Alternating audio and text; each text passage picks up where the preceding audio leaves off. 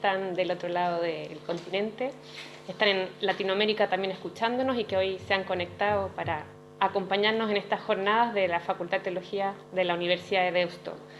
Bienvenidos a todos también los que están conectados vía online en sus casas, aquí en Bilbao y en Madrid y en diferentes lugares de España, que se han animado a acompañarnos en este seminario de las Facultades de Teología, cuyo tema es la humanización de la salud.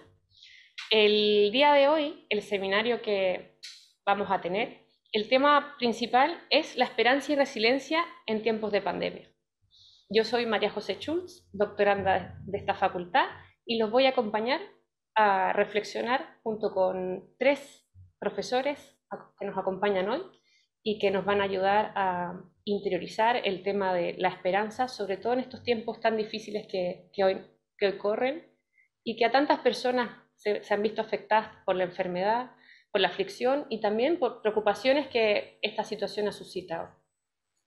Lamentablemente ha fallecido mucha gente y eso ha generado que hoy muchas familias, amigos y personas estén en duelo y tengan importantes preocupaciones. Eso suscita que reflexionamos sobre cómo desde la fe cristiana, desde la teología, podemos responder a esta situación y nos desafía a volver a nuestro fundamento en la fe para dar una respuesta que aliente, que acompañe, que cuide, ¿no? Y que humanice esta situación que a ratos se vuelve deshumanizante. Por eso hoy quienes nos acompañan van a presentar el tema de la esperanza y la resiliencia, y quien nos acompaña desde Madrid es el profesor José Carlos Bermejo Higuera. Está en Madrid, conectado ya, listo para acompañarnos con su reflexión. Él es religioso camilo, tiene un máster en bioética y es doctor en teología pastoral sanitaria. Hace también clases en la Universidad de Valencia, en la Universidad Católica de Oporto, en el Camilianum de Roma, en Madrid, Barcelona, y es también director del Centro Asistencial San Camilo para personas mayores dependientes y enfermos al final de la vida. Tiene una larga trayectoria en el tema de las habilidades de counseling y respuesta empática. Sus publicaciones tratan sobre el duelo, cuidados paliativos, acerca de la humanización de la salud y de la pastoral de la salud. Hoy nos acompaña para presentar la ponencia principal, pero quienes van a responderle y dar su réplica a este comentario será el profesor don José Carlos Copó Dorronsoro, que es profesor de esta Facultad de Teología y que es doctor en espiritualidad por la Western School of Theology de Cambridge. Él ha defendido una investigación sobre las constituciones de San Ignacio de Loyola y la ha publicado bajo el título From Inspiration to Invention in San Luis. Actualmente es investigador principal del equipo de Religiones, Espiritualidad y Sociedad Multicultural de la Universidad de Deusto. Sus publicaciones las podemos encontrar en la revista Ignatia, Manresa, en Gregorianum y en diversas revistas de esta especialidad. Hoy imparte docencia en la Facultad de Teología de la Universidad de Deusto y en el máster Ignatia de la Universidad Pontificia de Comillas. El profesor también que nos acompaña aquí y que está a mi lado es el profesor Lucio Uriarte González. Él es licenciado en Teología y doctor en Teología por la Universidad de Deusto. Actualmente imparte docencia en este campus y sobre todo en los grados de Trabajo Social, Educación Primaria y Teología. Sus publicaciones tratan principalmente de fenómeno religioso en el contexto de marcos sociales plurales y en el contexto de la secularidad. En los últimos tiempos ha estado trabajando en el tema del pluralismo sociocultural y religioso. Hoy colabora con el equipo de investigación de la Universidad de Deusto llamado Postmodernidad, Pluralidad y Postsecularidad. Muy bien, con los que estamos aquí presentes vamos a dar inicio entonces a la ponencia del profesor José Carlos. Le damos la palabra. Gracias, María José. Un saludo muy cariñoso para ti, para José Carlos, Lucio y todas las personas que se han conectado, y un agradecimiento muy grande para la Facultad de Teología de la Universidad de Deusto, que recuerdo siempre que he ido con mucho cariño, excepto una vez solamente, que yendo a dar clase a Deusto me salí de la carretera, apenas había iniciado el viaje pero bueno, se ve que estoy vivo, no fue tan grave como que pude recuperar, aunque no llegué, ¿sabes? No llegué a dar clase. Deusto, por lo demás, es para mí siempre recordarla y conectarme con Deusto es motivador. Felicidades por organizar una jornada sobre humanización de la salud. Yo dirijo y me encuentro en este momento físicamente en la sede del Centro de Humanización de la Salud, que dirijo desde hace 30 años, intentando animar actividades formativas, profundizar, investigar e intentar transformar la realidad en esos aspectos que merecen efectivamente ser cambiados porque hablamos legítimamente de deshumanización.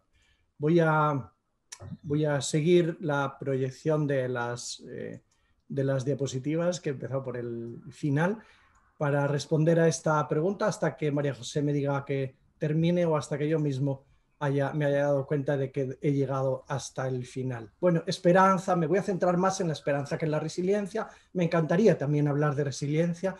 Espero que después lleguemos a hablar y también por el camino pueda decir algo.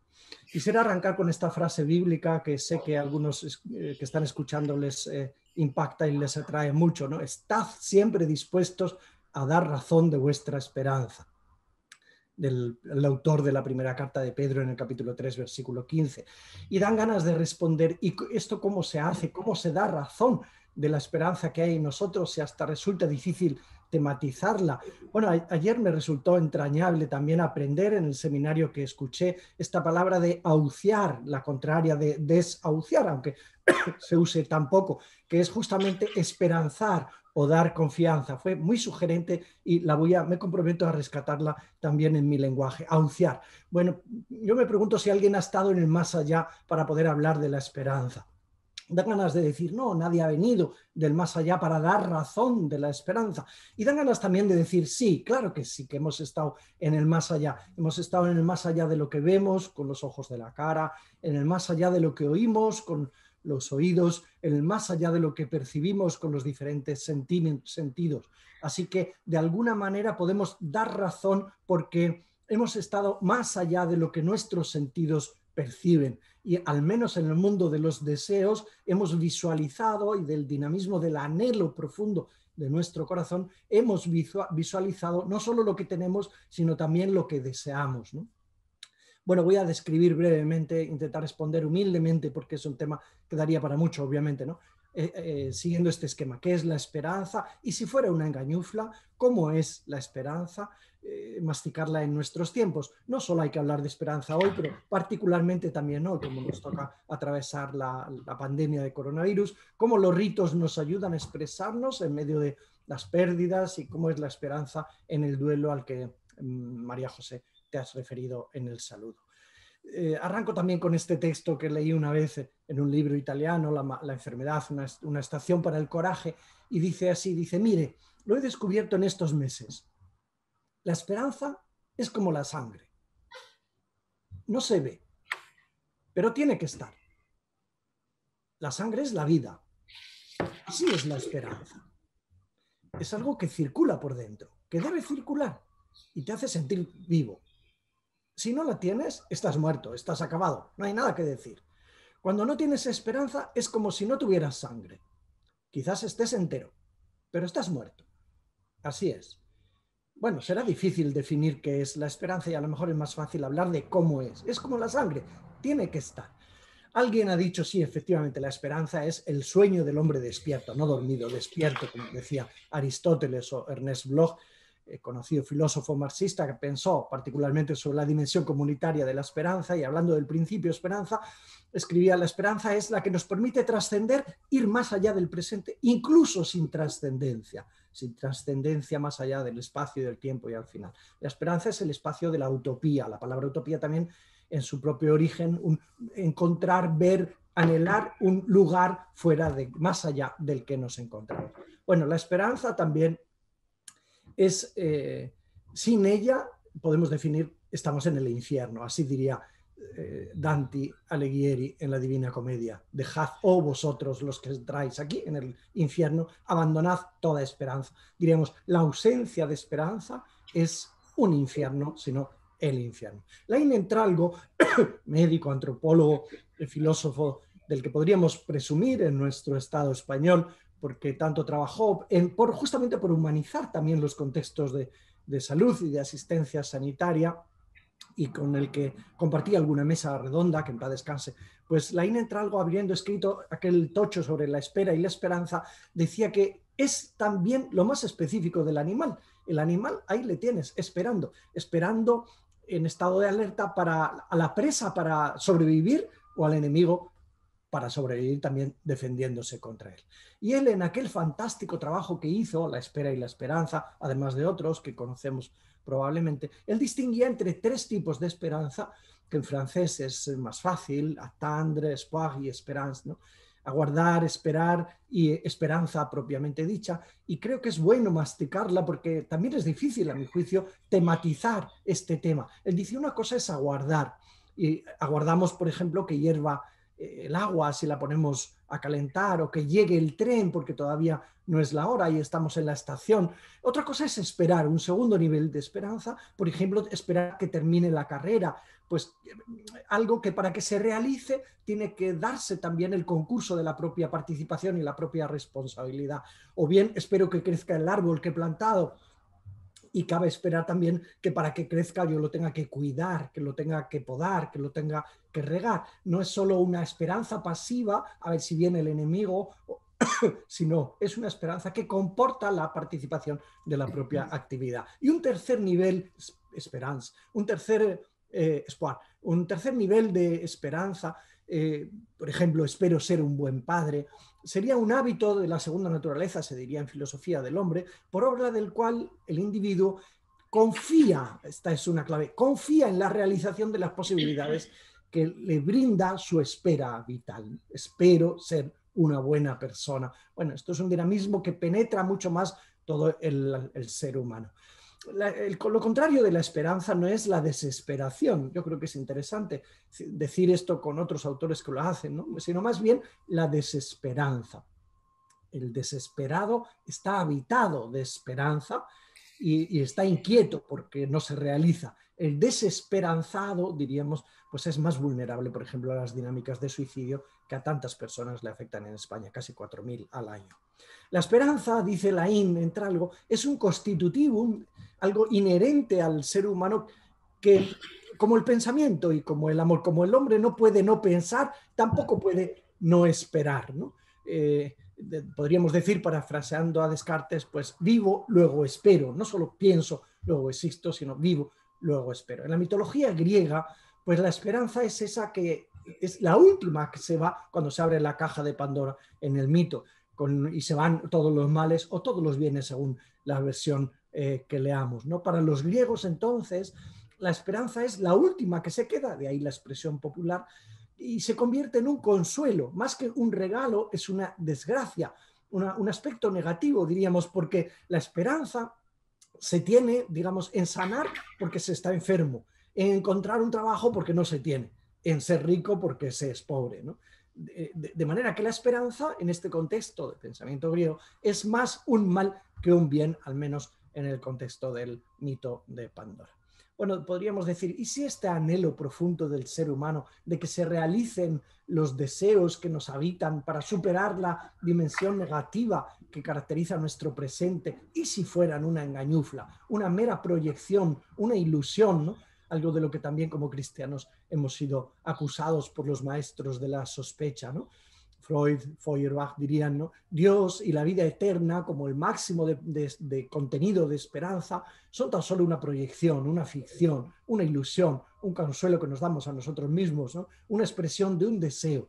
Bueno, y ante esta crítica razonable también, pues también habrá quien se defienda, ¿no? Diríamos, es como si la esperanza fuese la confianza en que se produzca algo a las 2:30 de ese día en que los relojes los vamos a cambiar en el mundo entero de las 2 a las 3, y cuya hora en la que esperamos que se realice lo que anhelamos, pues nunca va a existir. ¿Y si fuera la esperanza una engañufla? Bueno, pues Hanskin escribía: respondo también yo, naturalmente, que la esperanza es expresión de un deseo, ¿cómo no?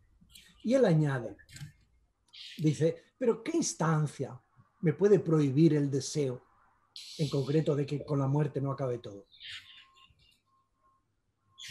Dice, tengo derecho a desear.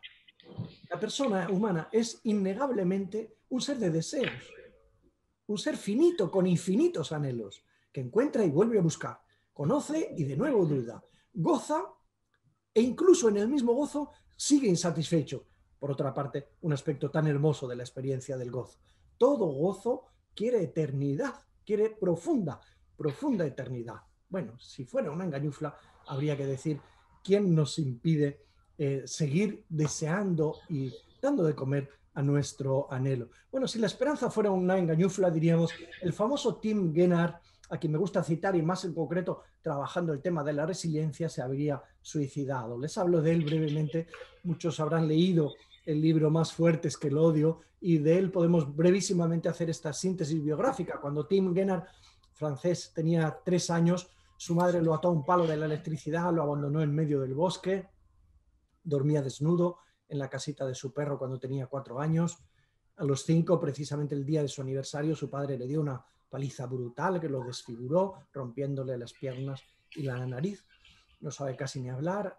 A los 7 años ingresa en un orfanato y padece maltrato por parte de la institución, diríamos lo que le faltaba. A los 9 años, también el día de su aniversario, fracasa en su intento reiterado de suicidarse.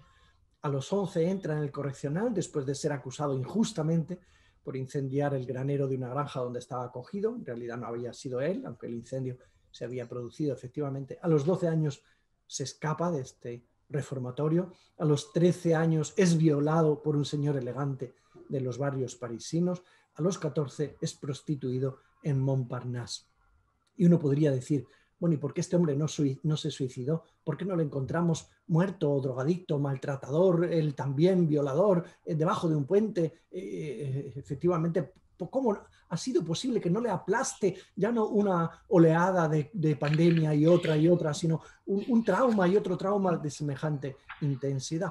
Efectivamente, Tim Gennard, además de ser autor del libro, como decía, Más fuertes que el odio, es padre de familia, tiene 4 hijos, vive en el sur de Francia, se dedica a cuidar niños y niñas abandonados y maltratados, ha creado la asociación Altruisme, es apicultor y colaborador del Tour de Francia de ciclismo. Podríamos decir, un hombre, efectivamente, un ejemplo de resiliencia, de crecimiento postraumático, que estuvo habitado, claro que sí, por el dinamismo de la esperanza y quizá esto le previno del suicidio. Ahora bien, no es una idealización en este caso, porque claramente, además de un trauma detrás de otro, durante mucho tiempo la esperanza, el contenido de la esperanza de Tim, no fue salir y crecer y madurar como un hombre elegante, durante muchos años fue analfabeto, sino que el contenido de la esperanza era salir para matar a su padre.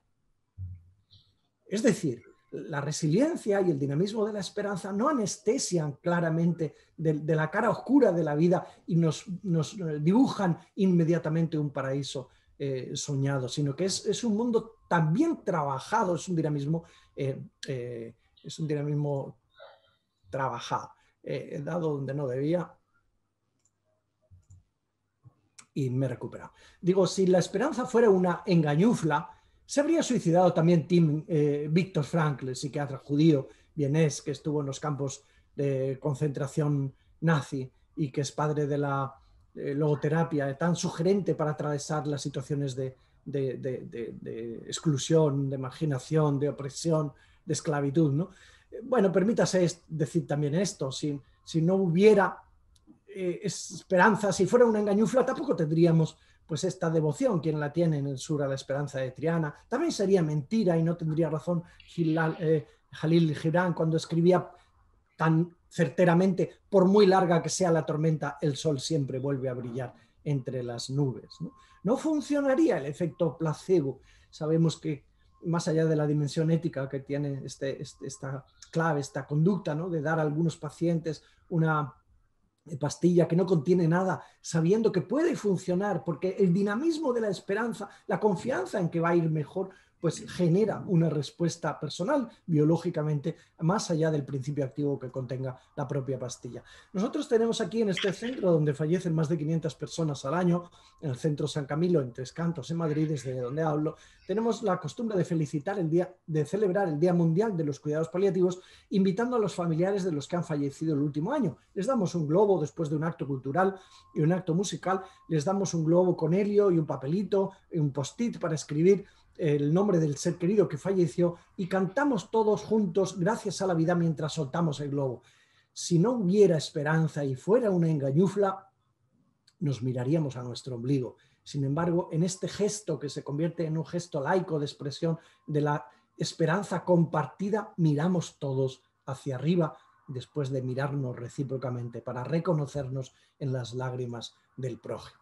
Bueno, con pocas palabras y pobremente o torpemente he intentado responder a la pregunta ¿qué es la esperanza? Este dinamismo humano que nos lanza hacia el futuro y que transforma el presente, porque tiene más de presente que de futuro. Si pudiéramos decir, pero ¿cómo es? Intenta masticarla todavía un poco más. Yo diría, la esperanza tiene apellidos. Más que un nombre, tiene apellidos. No es mero deseo. El deseo siempre es algo muy concreto, determinado, mientras que la esperanza trasciende los objetos particulares.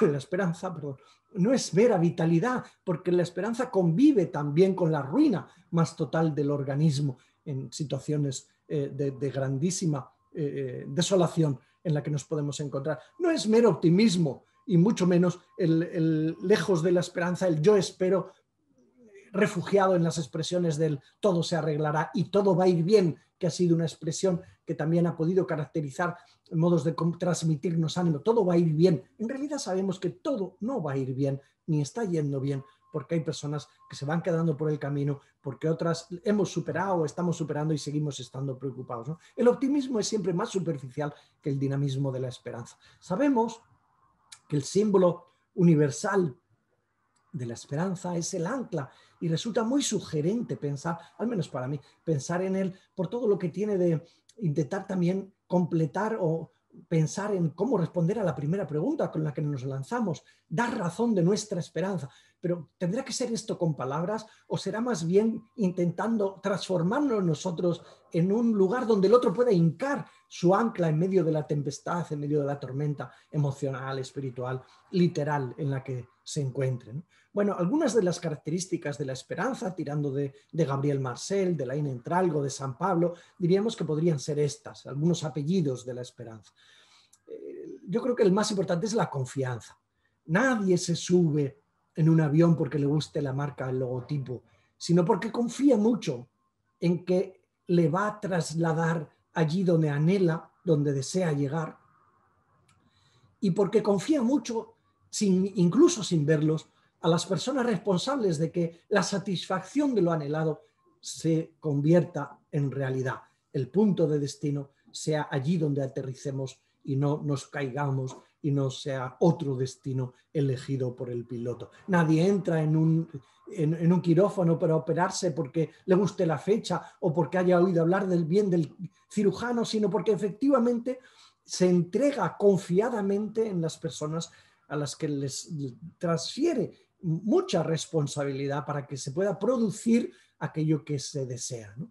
La confianza no significa seguridad y por lo tanto otro apellido de la esperanza es también la inseguridad, ¿no? Más aún, Santo Tomás decía, la seguridad no pertenece a la esperanza. Hoy que estamos hablando tanto de la incertidumbre, y yo también hablaré, y ayer se habló de la incertidumbre, pues la esperanza no mata la incertidumbre y la inseguridad, sino que la transforma o cualifica el modo de vivir la propia incertidumbre. Cuando muchos aspectos de la realización de lo anhelado, de lo esperado, no pueden, sentimos que no se realizan o que no están en nuestras manos, una característica de la esperanza también es la entrega, el abandono, que no es una rendición, sino es un ejercicio mayor de confianza que se traduce, que se pone también en personas por las que nos dejamos cuidar, por ejemplo, o operar o hacer otras intervenciones, o también, en último término, en Dios desde el punto de vista de la fe.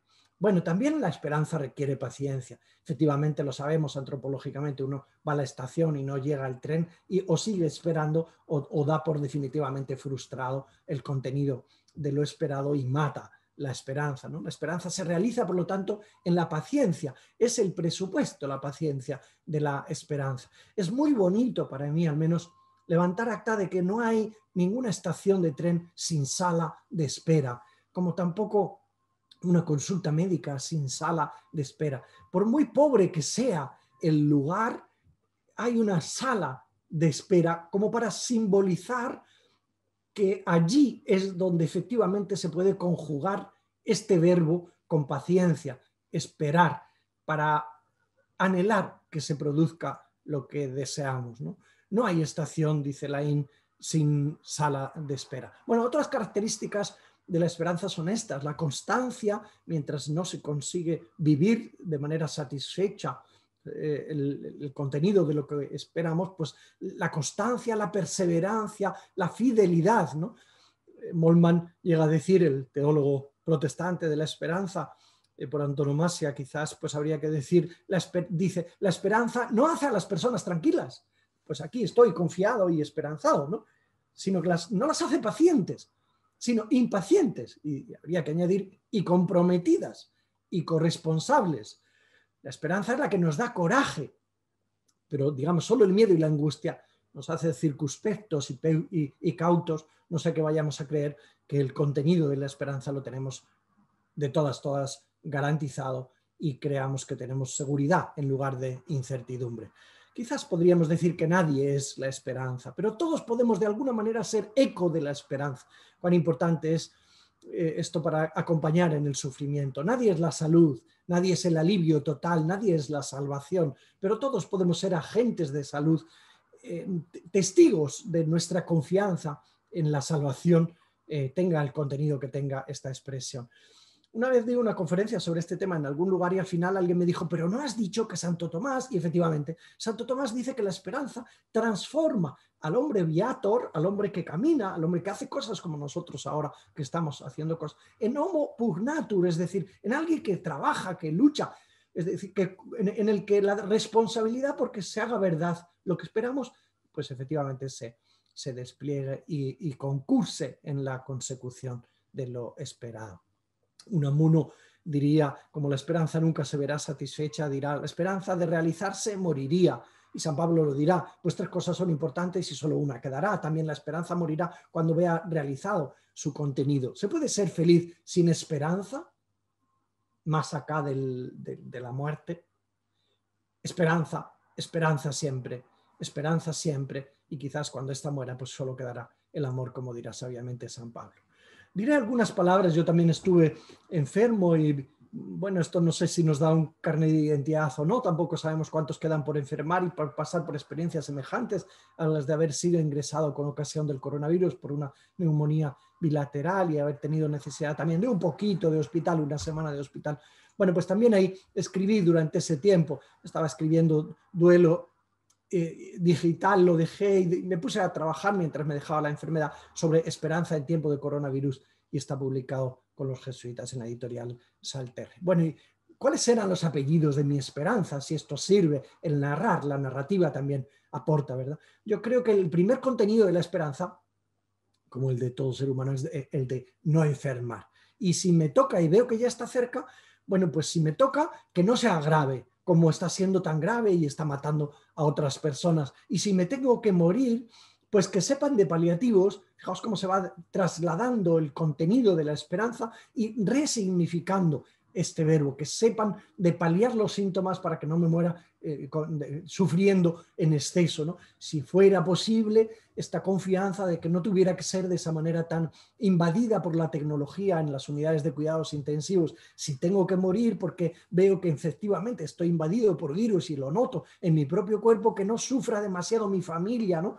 Y aquí también pues salieron al paso mis posibilidades de controlar o intentar controlar, informar y que se ayuden entre ellos y si tengo que morir, que esto no signifique el fin de los proyectos que llevo adelante con mis propios compañeros. Bueno, así se fueron transformando los contenidos de la esperanza en la fase aguda. En la fase segunda de las secuelas, ahora me referiré también, pues se puso probablemente más difícil, porque en medio de la incertidumbre, si en la primera parte había un dilema, o vivo o me muero, en mi experiencia, en la segunda se masticaba más la inseguridad, la incertidumbre, y al menos para mí me resultó más difícil. Bueno, ¿cómo se puede sostener la esperanza? ¿Dónde están las anclas en quien confiar? Yo creo que hay una esperanza, un ancla difusa, que es el azar, el deseo, efectivamente el deseo de que esto, pues a mí no me toque por casualidad, porque estamos en el baile también de la casualidad. También yo creo que en los diferentes lugares del mundo confiamos en el sistema, ¿no? Pues que el sistema sanitario dé unas respuestas como efectivamente está dando, tan limitadas. Claro que aquí además se añade una dificultad, que es yo confío en el sistema, pero veo que el sistema está colapsado. Esto disminuye mi confianza, que está saturado, que hay una infodemia que confunde, que hay una crisis ante la cual somos torpes, que la gente está espantada por el miedo, y esto aumenta la incertidumbre y pervive la esperanza en medio de ella. También confiamos en quienes nos cuidan, ¿no? Yo al menos les declaré, como tantas otras personas, me he dado cuenta, a quienes me cuidaban, les declaré ángeles de la salud, y les llamaba cada día que me venían a ver los ángeles de la salud, y les reforzaba, ¿no? Bueno, y uno descubre, y así se va resignificando la esperanza, que no estoy solo, que me cuidan, que estamos previniendo, que me llaman, que al menos abandonado no estoy, soy yo el que se puede abandonar a ellos, ¿no? Y llegamos a confiar también hasta en los agujeros del queso. Esto es muy propio dentro de un sistema. Confiamos en el sistema de protección sanitario, pero creo que al final todo el mundo también confiamos que el queso tenga algún agujero por el que yo me pueda colar, digámoslo así, que un médico amigo, colar en este sentido, que no esté solo, que reciba algún privilegio que me refuerce la esperanza. Es decir, que haya un médico que me atienda particularmente y me dé más seguridad cuando me interpreta mis propios resultados. Que haya una enfermera amiga que me da más confianza que solamente el sistema sin rostros personalizados, sin rostros en los que yo confío especialmente, ¿no? Hay un modo de confiar también que es abandonarse en Dios. Esto no es una negación de los otros apoyos, de las otras anclas, sino un ancla más, un ancla que va en último término a las situaciones de mayor abandono y que puede atravesar todas las demás, ¿no? Este analista Bauman, conocido por todos por su exitosa expresión, al menos en la descripción de la sociedad en la que vivimos, de modernidad líquida, decía: la incertidumbre respecto al futuro, la fragilidad de la posición social y la inseguridad de la existencia son elementos omnipresentes de la vida en el mundo de la modernidad líquida. Pues sí, ahí estamos. Estamos intentando tener esperanza en medio de esta grandísima incertidumbre. A esto no se refirieron mis compañeros de programa más ayer.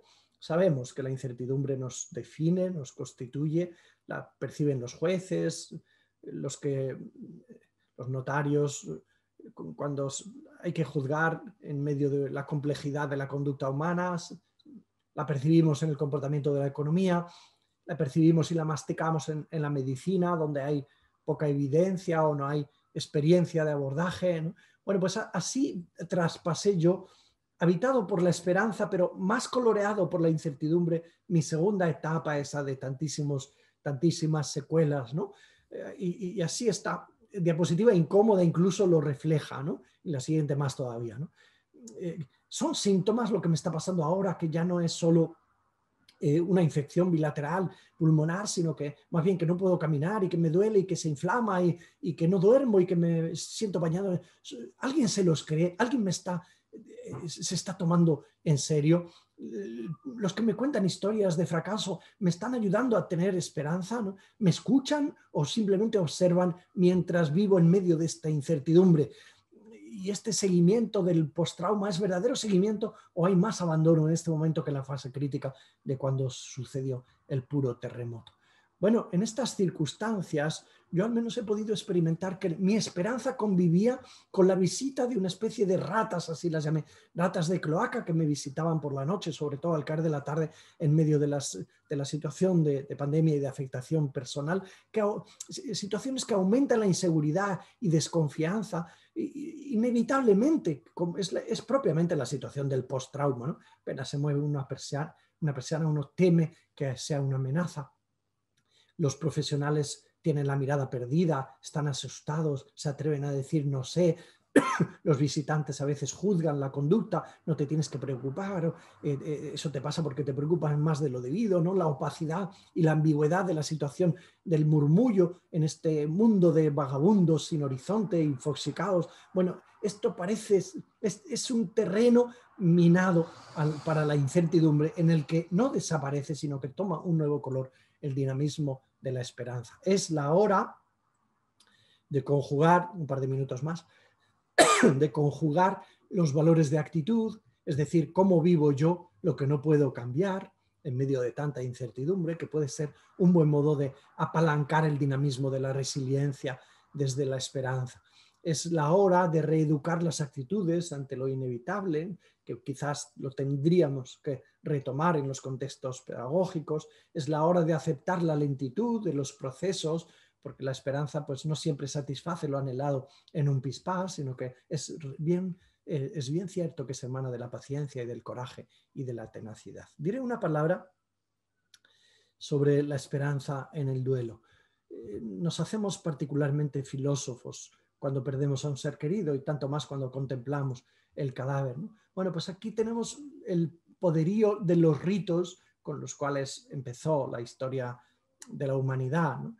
Para mostrar que somos diferentes, o los ritos fúnebres, que somos diferentes al resto de las especies y que nos humanizan, porque efectivamente en estas jornadas de humanización hay que decir los ritos, incluso los fúnebres, aunque parece que es despersonalización porque es repetición de rutinas en el sentido literal, los ritos tienen un grandísimo poder humanizador. Su ausencia genera vacío y es lo que hemos experimentado y estamos experimentando en parte en esta circunstancia. Necesitamos que alguien tenga el coraje, cuando estamos abatidos por el dolor de la pérdida de un ser querido, de ponerse delante, presidir, decir una palabra, pastorear y expresar lo que anhela nuestro corazón, poner nombre a lo que deseamos a la vez que homenajear al difunto.